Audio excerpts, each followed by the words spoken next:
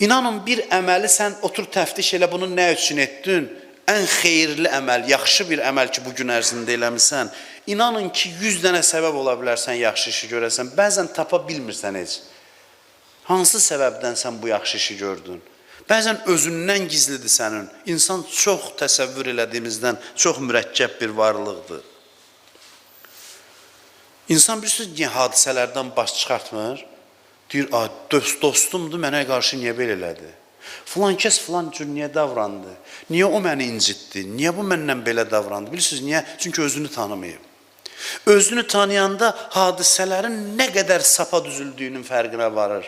Ki, hadisələr necə mənim içimdən iş görür? Necə hamısı dəqiq mənim zəifliklərimə uyğun tənzimlənib? İlişmə qalma, bu niyə belə elədi, o niyə səhv elədi, bu dost belə niyə elədi. Onda ilişib qalma, özüvə qayıt gör ki, sənin içində nə ilə əlaqəlidir və bəzən tapmaq da olmur, asan məsələ deyil.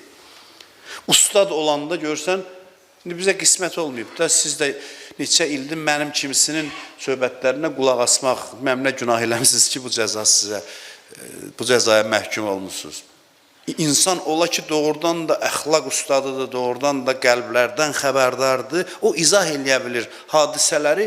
Bəzən mən oxumuşam həyatlarında, bilirsiniz, elə şeylə əlaqələndirir ki, qarşı tərəf özü çaşır ki, mən heç bilmirdim.